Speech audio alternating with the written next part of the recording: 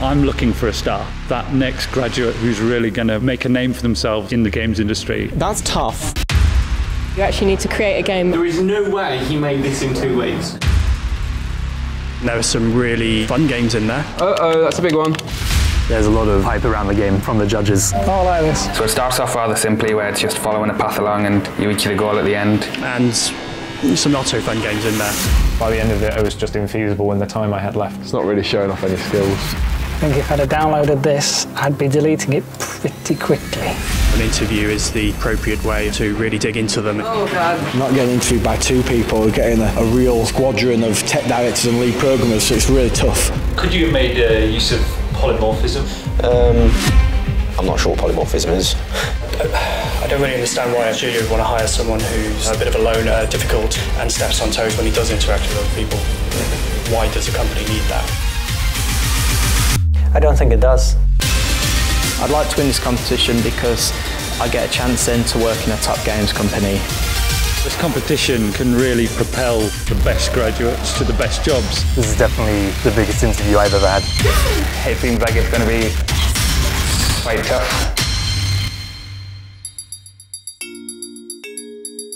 It's an interactivity that you get from it that you don't really get from, say, a painting or a drawing, which is what I was doing before I discovered games. Oliver is just one of thousands of young people who've gone to university to learn the technical skills required to develop computer games. Breaking into the games industry is top priority, pretty much a life goal in a way. Though their computer skills could earn them more elsewhere, they've chosen to follow their dreams of becoming video game creators. I was never actually content with just playing the games. I wanted to know what was going on behind it. When they first see it, that's when people start having fun. It just really makes you feel good about what you've created and makes it all worthwhile. Thankfully for the thousands of students like these, the UK is home to a vibrant game creation industry, responsible for many of the most innovative and successful titles on the planet.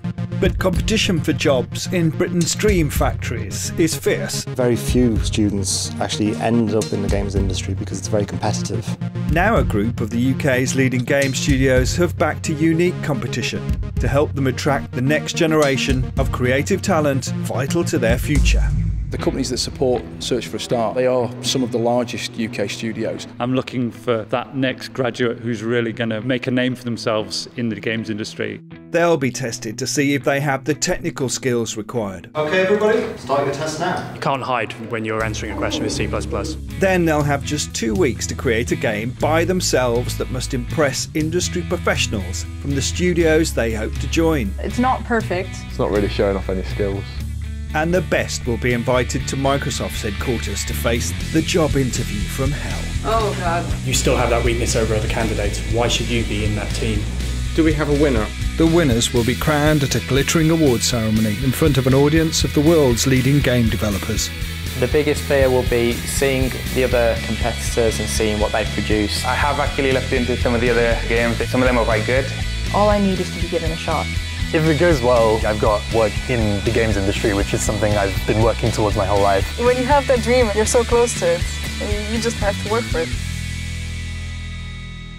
When he started his A-levels, our first contestant was heading down a very different career path. I started off taking biology, chemistry, physics and math. I wanted to be a dentist at that time, but I quickly discovered it wasn't going to be for me.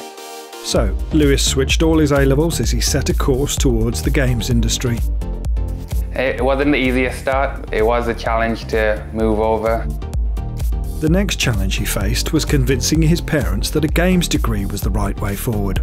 I think my parents weren't too sure when I said I wanted to go into the games industry. They were more supportive possibly for going into computer science, but after going to some open days at universities and I saw that it wasn't a legitimate career choice, they definitely became a lot more supportive. They saw that it was what I wanted to do and they said I should go for it. 4 years on, his degree almost complete, Lewis is now living in most unstudent-like digs with his girlfriend Matilda. We were watching The 100. We're waiting for Game of Thrones to come back on. I guess I'm a bit like my mum, so I like my candles and I like my bit more fancy stuff. And keeping them company when studying is their cat, Oliver. He likes to help out by getting in the way and stepping on our keyboards.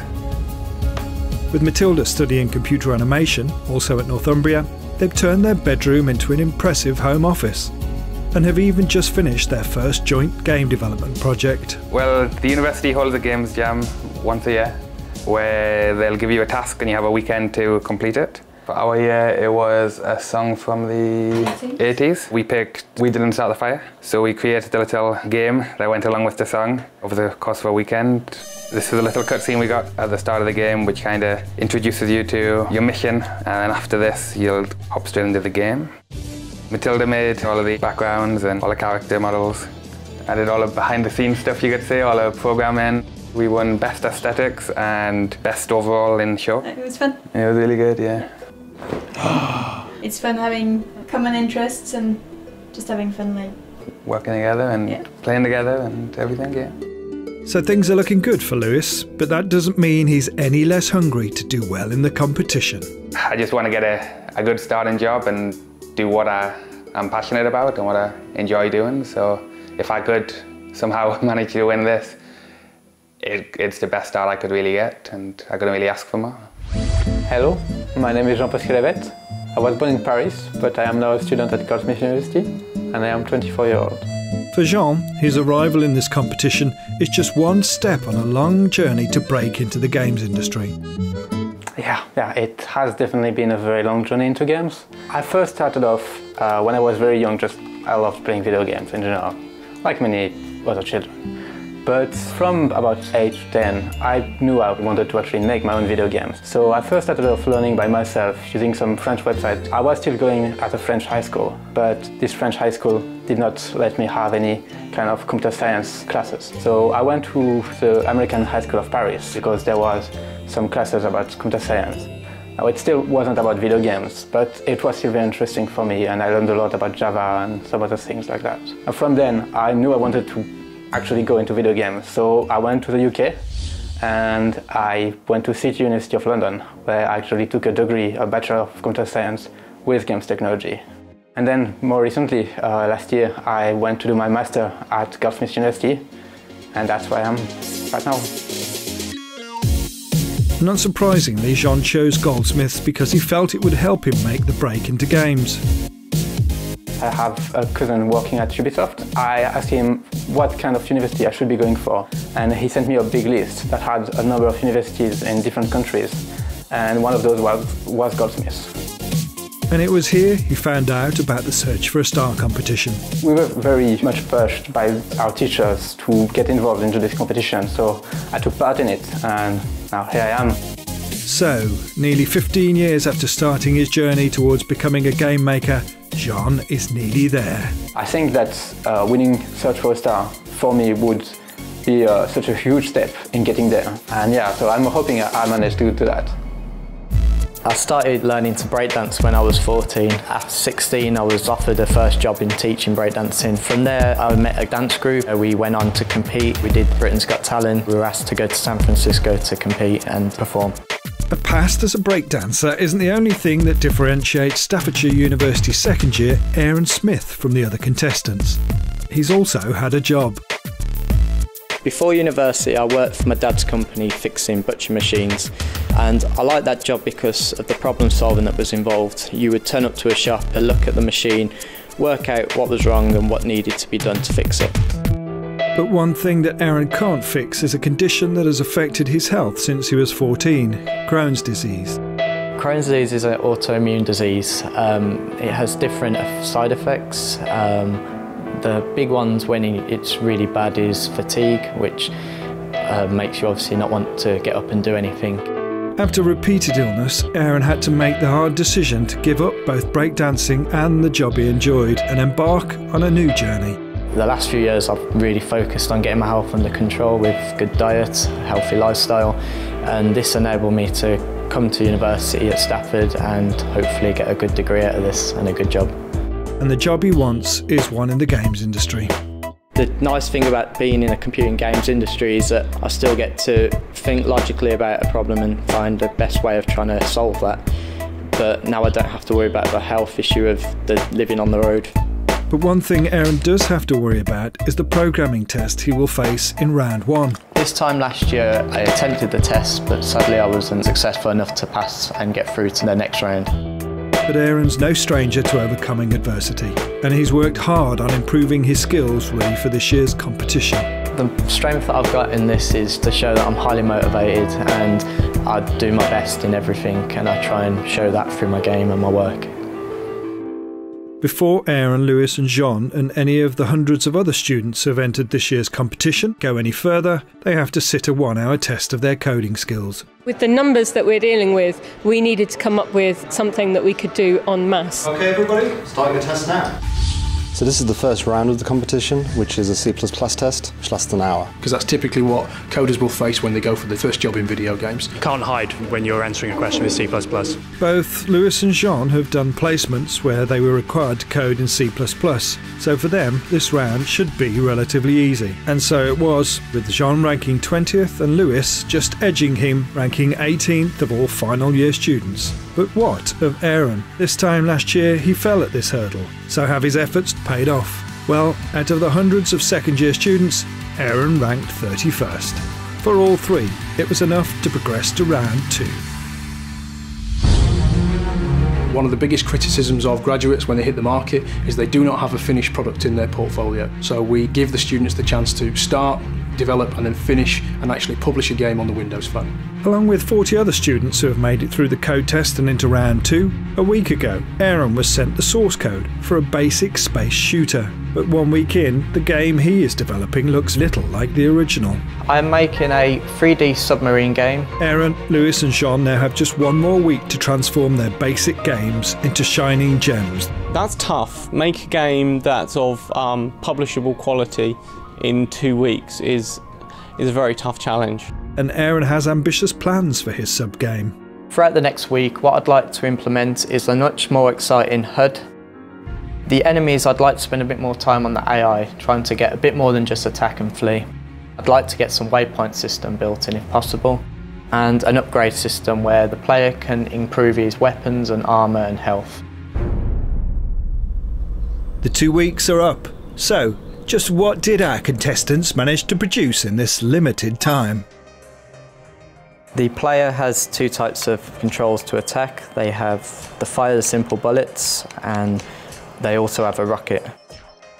By choosing to create his first ever 3D game, Aaron certainly didn't make things easy for himself. He even had to use part of the 2 weeks to teach himself enough 3D modelling to be able to create the game's art assets. I just wanted to go opposite from space, and I like the fact underwater you've got to try and get the atmosphere of the depth of the water, the lights as well. The lighting is quite interesting to produce. And of course, he couldn't forget gameplay. If the enemy's directly in sight, a rocket, it will become a homing missile, which will enable the player to almost aim and try and guess where the enemy's going to be. The enemies have AI steering behaviours, which means they can seek, they can flee.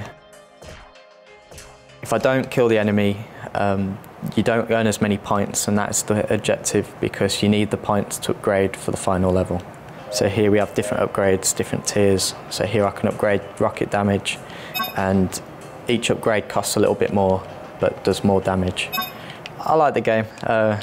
I still get destroyed by the enemies. They still beat me at some points, which is frustrating.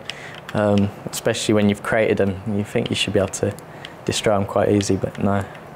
One person who was more than happy to stick with the supplied Space Fighter template was Space Fighter veteran Jean. I quite often do Space Fighter. It's just a type of game that I'm interested in. I kind of felt every time that I was missing something in my Space Fighter, so I kept trying to do the same thing but trying to improve it and trying to come closer to my vision. And turns out the project for round 2 turns out that it actually was a Space Fighter. So that was definitely a lucky break, and I took advantage of it. Alright, so I'm going to give you a demo of my game. So in my game, it is still using the same concept of a space shooter, but I try to add a lot of things. The first one of those is my overworld, in which you can select a level by swiping left and right. Now once you've selected a level, you can play it by tapping the screen, and you are going to get started in the level where you have to kill the enemies. So in this case it's a boss level. So I'm trying to dodge incoming missiles while killing the boss. As you can see on the bottom of the screen, I've got a life bar that just depleted actually. And each time I take damage, it decreases until I die. Something else I've added in the game is my shop. So on the real world, you can access the shop at any moment. And in this shop, you have 4 different upgrades that you can buy. So there's multi-shot, there's fire rate, there's the speed of the missiles, and there's a side ladder. Something else that you might want to see is that bosses have very varied firing patterns. So this boss is very different from the other one. And there is actually a strategy to beat this boss. Because if you don't know the strategy, you are going to struggle. There's just too many missiles. So yeah, that's my game. In Newcastle, Lewis chose not to use the source code he was supplied with. I like the way that I work, and it's not that their code was bad, it's just it was different to what I was used to, and I thought for the short time that we have, it would be better that if I worked with what I knew. So was it the right decision? I created 21 levels, which is 1 complete world. This is the level design, this is how I create everything. So I can literally drag and drop in from the right hand side, position everything correctly, and I can fine tune it after I kind of have a basic layout. So this is Bounce. I want to give you a little playthrough. I'm going to start off on the first level. The objective of the game is to get yourself, the ball, to the end of each level. So it starts off rather simply, where it's just following a path along and you reach the goal at the end. And levels get harder and harder as you go along. I'm using an Xbox controller, but it's been made to work with keyboard and mouse, touch screens, and it works on mobile platforms, on computers, pretty much anything. For the time I had, it's a lot better than I thought it would be. And how much of that is down to the feedback he got from his secret weapon, girlfriend Matilda? I'm a big fan of keeping it simple, so I might have influenced you a little bit on that. And I think it turned out great. It's probably a lot better like this than what it would have been if you went for that bank idea you had. With all the games complete, it's now time to decide who has done enough to make it through to the 3rd and final stage of the competition. A team of studios across the country is carrying out this task, including Sumo Digital, Furious Bee Games and Playground Games, producers of Forza Horizon. So, splash screen, Lewis Nicholson. Software engineers Paul Penson and Tom Perry are reviewing Lewis's game. Right then, let's have a go. Welcome to Bounce, click to continue. This is good, like a tutorial. Yeah, we got tutorialisation. Right, got to click the gems. Okay, so I can control the physics of the ball. Okay. It's a nice animated ball with rotation. It's pretty nice, yeah. I like the music. Whoa! Okay, so there's an unlock and career mechanic, which is good. Okay, so there's a way out. They get my little beach ball. There we go. I like the way you... Oh, no! Okay. That was a little tricky. That was a little... I wasn't expecting that. So, look at this, they've got a progression mechanic, so you can upgrade your beach ball. 21 levels. There's a lot of gameplay in this. I mean, it's certainly got much more in it than a lot of the games we've seen. I can see this translating to to a mobile device and being quite a little fun game. Meanwhile, in Brighton at Boss Alien, the producers of CSR Racing, technical director and Search for a Star judge Thaddeus Frogley has also been playing Lewis's game. Bounce ball game set the bar pretty high. It was one of the first games I looked at. There were a lot of details in it the developer had got right. It was fun, and he'd built a lot of content, which meant that he'd got the game working quite quickly, because content takes time to build, even once you've got your core systems in. The person who made Bounce Ball had put quite a lot of effort into creating a look for the game and making that look work for the game mechanics. So yeah, it stood out. Also completely different from the template. In Huddersfield at Red Kite Games, technical director and judge Andrew Goldsmiths is trying out Aaron's game. Go. Oh, there he is. Oh. I don't want to play this anymore. The controls on the submarine are a little bit clunky. Couldn't turn. Oh, I've lost him. It'd be nicer if they were easier to control and see where you were going. Submarines maybe a little bit simple. I'm guessing they probably modelled it themselves. They were just trying to get some assets into the game. It's not necessarily a bad thing. Some actual audio in it at least, and some particle effects of the bubble trails coming out of the submarines. I'm not sure how they get to move that way. Frustrating, but in a fun way. Boss Alien's technical director, Thad, also has some thoughts on Aaron's game. It was one of the only games that went for a first-person perspective 3D. So in that regard, it was more ambitious than a lot of the other games. It struggled in the execution. It wasn't really fun to play, but you could see that they'd done a lot. They'd built HUD and a 3D world. It looked like the start of something a bit more ambitious, but it wasn't fun yet and didn't really look good yet. It's finals day. Of the 400 university students that entered the code competition, 40 made it through to stage 2, where they created a game in just 2 weeks. Those games have been assessed. Now the 40 have been whittled down to just 10, who have been invited to Microsoft's Reading HQ to face an intensive grilling by a panel of industry experts to find out who has what it takes to make it as a games programmer. A good performance here could mean a job or an internship at one of the UK's leading game studios. And the good news is that Lewis, Jean, Aaron are all amongst the 10 who have made it to finals day. Just one hurdle remains between them and their goal of becoming a professional games programmer. First to face the judges is Aaron. It's been interesting trying to prepare for this interview, trying to think of all sorts that might come up. So interested to see what comes up and what gets asked. Is there anything that you're dreading? The beginning, the first question. What's a more modern technique for doing that sort of small function? Oh, mine's blank. How much do you know about the way in which a compiler works? Not the greatest, to be honest. There's obviously a couple of other things that have the hash symbol at the start of them. Do you know what's special about those from the rest of your code? No, we haven't. Well, at least the first question's out the way. Will Aaron fare any better when he's asked to demo an algorithm that would sort 2 lists and remove duplicate numbers? There's 2 lists in order. Do you want me to come in? Yeah. Show me how you're going to take those 2 lists and put them into the right order. So obviously in this case I'd see that the lowest number here is 1. At least I'd start with this one. Yep. I'd check if the first one in the list is greater than the next one in my list. If it is, then I'd move along. If I got to the point where it's either greater or equals, if it's equals, I'd remove it. So I'd remove that one and I'll move along. So at this point I know now this one's greater than, it's greater than 7, but it's not greater than 35. So I would then slot this into that malaise there and I'd move along again. Yeah. Do you want me to Yeah.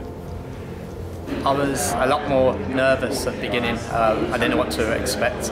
I just hope that they like the answers I give. Meanwhile, as a final year student, Jean faces a different panel. I think I got lucky already. Because it's, you know, it feels like the competition was kind of tailored for me. First, the C++ bit, the kind of stuff I really like to do. The second part is a space combat game.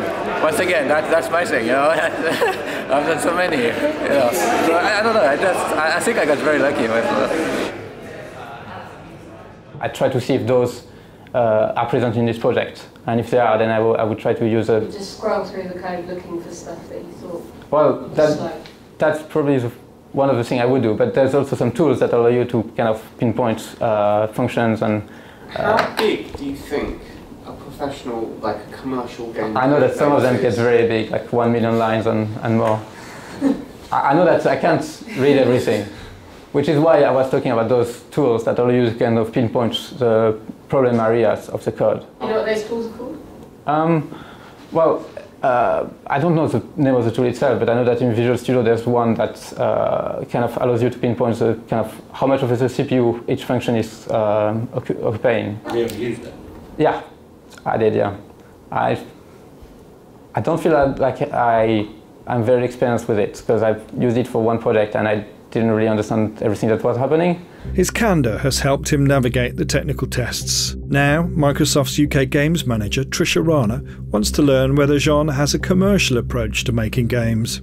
Looking at your courses that you've taken, one of those is games and interactive entertainment and business and practice. Out of curiosity, all the stuff that you're learning, how do you think you will incorporate that as a role in programmer and then take it forward in your career? Well, actually, that was quite interesting because this course, it was necessary, I had to take it, and when I heard about it, I pretty much felt, oh, this is going to be a horrible course, I'm going to get bored.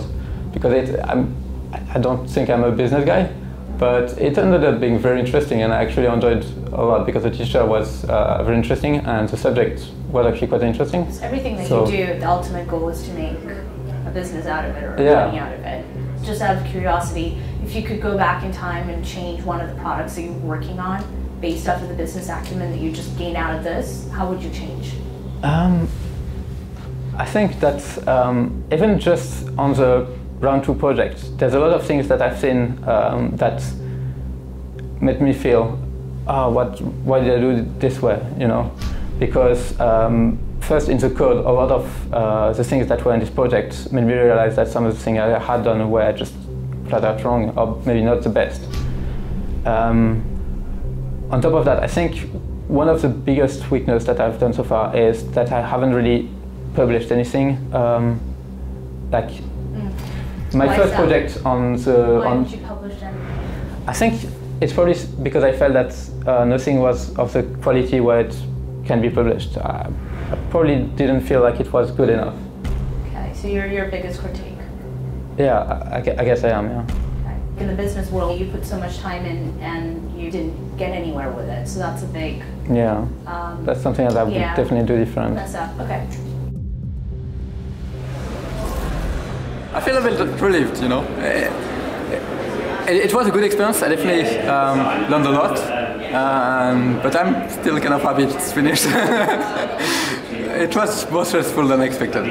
Also facing the judges today is University of Bath second year Rachel Cabot. Okay, Rachel. Hi. Let's just start by talking a little bit about the game that you entered for this competition. Yeah, sure. So if you could just tell us a little bit about it, you know, why did you choose the game style that you did and what approach to the design you took? Why it was pink? The idea was that I wanted to create something into games like Xevious, Gallagher, and as to why it's pink, I like the contrast of that colour. It kind of gave off a spacey feel, which I quite liked. It certainly made it stand out. I'm glad I did, yeah. I was quite pleased with the quality I managed to get up to. I feel like I had quite a nice range of enemies and items that sort of spawned in the game. There was an element of you being able to get more power-ups in and sort of learning how to deal with using the new power-ups essentially.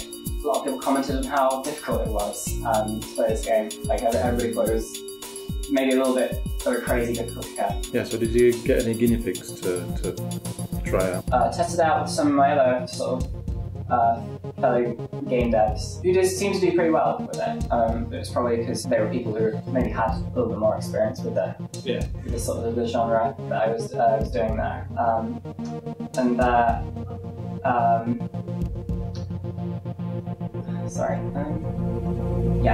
But that's basically what there was to do with the user testing. An impressive start for Rachel, but how will she cope when the questions get more technical?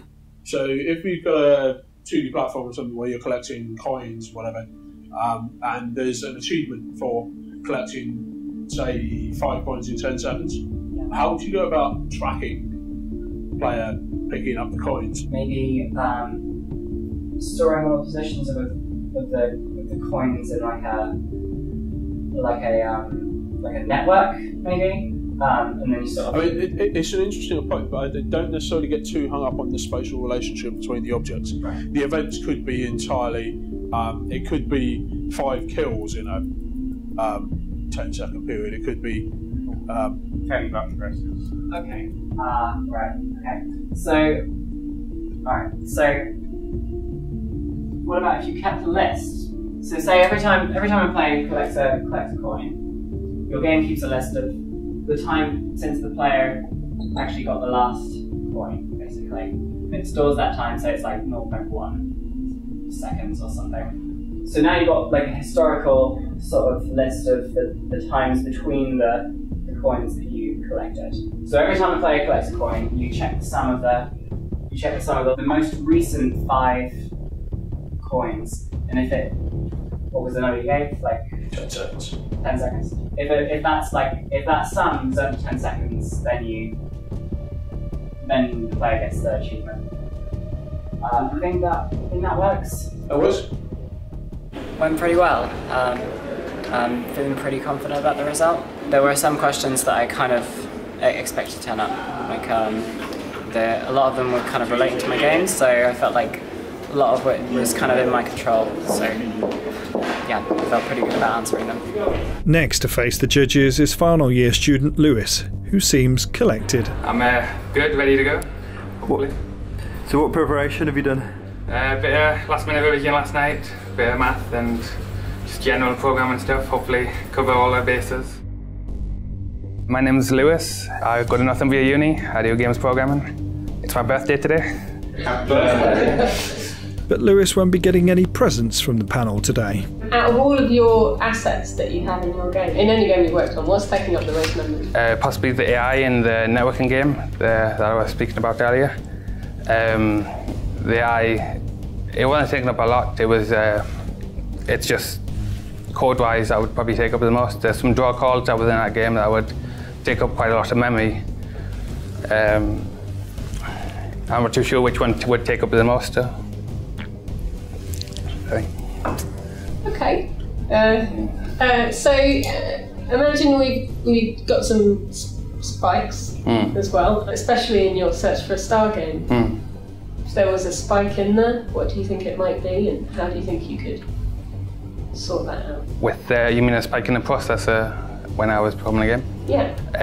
I would have to see what was going on and try and narrow it down in the code to see what sort of line of code was making a spike. How would you see what's going on? Say you would have to see what's going on. Like, what is the actual process to find that out? Like I've said, I haven't really done a lot of debugging because, like, for my search for a star game, everything kind of went smoothly. I guess I would have to sort of track the processor and see what code was running at the time and see if I could kind of narrow it down there, but I'm not 100% sure how I would go about it, to be honest. Birthday wishes seem a distant memory now, but when Jason Fielder questions him about his technical skills, can Lewis restore some of the party atmosphere? If you were to compare yourself to, let's say, John Carmack, if you had to put yourself on a scale of 1 to 10, 1 being someone who could just about write Hello World, and 10 being Mr. John Carmack, where would you put yourself on that scale? As of right now, somewhere in the middle, maybe a 5, 6. But every day I am getting better. Like I said before, I do enjoy what I do, and I do it in my spare time. And I like to learn, I like to get better. That's why I want to get into the industry, so I can expand my skills and become a really good professional programmer. That's where I want to be in the future. A passionate response, but is it enough? No, I kind of froze up at the start a little bit, and then by the time I got back on my feet, they were going for it. The questions are tough, and they don't give you a chance to recover too well. Obviously, they want to make it as real as possible, and they want to make it as difficult. We are the last 5, so. But I think I've done alright. It's not the worst that can happen is 5th out of 400. So, yeah. Lewis, Aaron, Jean and Rachel have done all they can. A life-changing opportunity to enter the most innovative entertainment industry on the planet is almost theirs. Have I done enough to win? I mean, I can't say for sure, but I feel good about it. Now they must wait for the judges to decide. In the next and final episode, we meet the artists, and the judges decide this year's winners. In fact, he can't win. The code test is enabled by HackerRank. Search for a Star is made possible by the support of all our partners.